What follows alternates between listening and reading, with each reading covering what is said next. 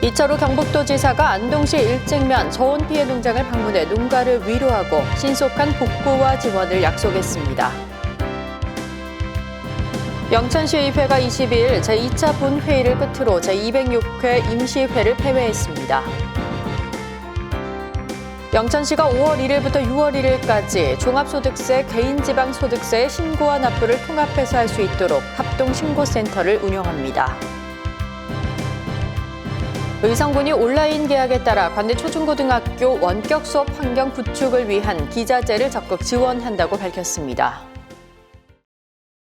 시청자 여러분 안녕하십니까? 오늘의 경북 소식입니다. 이철우 경북도지사가 23일 안동시 일직면에 저온 피해 농가를 방문했습니다. 경북도에 따르면 지난 5일부터 22일까지 저온과 서리로 사과, 배 등의 과수, 감자 등 밭작물에서 모두 3,171헥타르의 피해가 난 것으로 잠정 조사됐습니다. 지역별로는 청송 563헥타르, 영천 443헥타르, 의성 439헥타르 등입니다. 이 지사는 도 관계자에게 저온 피해로 어려움을 겪고 있는 농업인들을 위한 신속한 지원 대책을 마련하고 피해 최소화를 위해 노력해달라고 지시했습니다.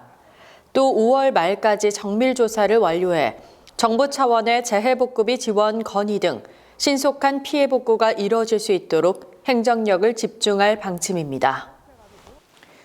영천시 의회가 22일 제206회 임시회를 폐회했습니다. 이날 본회의에서는 2020년도 제1회 일반 및 특별회계 추가 경정 예산안을 비롯해 영천시 저소득 주민 긴급 지원에 관한 조례, 일부 개정 조례안 등 4건의 안건을 최종 심의 의결했습니다. 2020년도 일반 및 특별회계 제1회 추가 경정 예산안 총 규모는 7,202억 6,500만 원으로 기정 예산액 대비 550억 증액 편성됐습니다.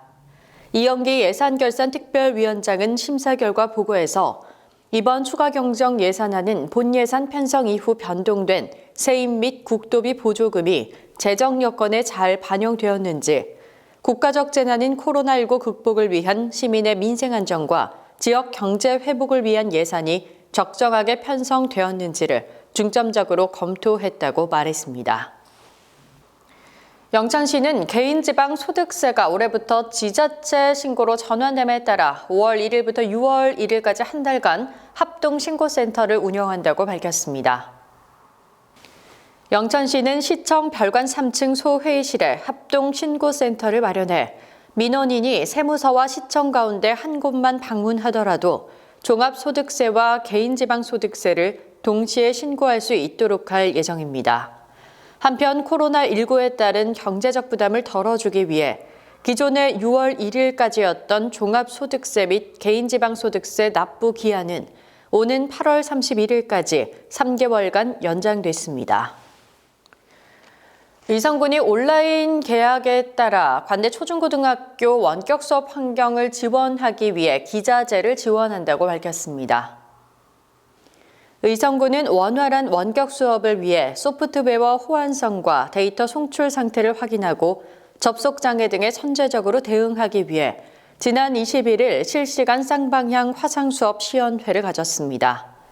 군은 수준 높은 원격 수업 시스템 지원을 통해 학습 공백을 최소화하고 초중고 각 학급별로 마이크 일체형 웹캠 181대와 노후 사양 스마트 기기를 가진 취약계층 학생용 스마트패드 20대를 순차적으로 지원할 계획입니다. 의성군이 산사태 발생 위험이 높은 생활권 주변의 사방 사업을 실시합니다.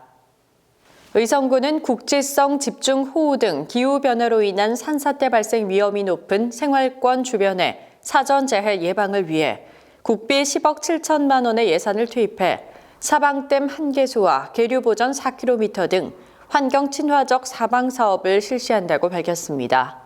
군은 사방시설의 신규 조성뿐만 아니라 기존에 조성된 사방시설물에 대한 안전조치와 사방댐 준설 등을 실시해 재해 예방 기능을 유지할 수 있도록 지속적으로 관리할 계획입니다. 경북 소식을 마칩니다. 시청해주신 여러분 고맙습니다.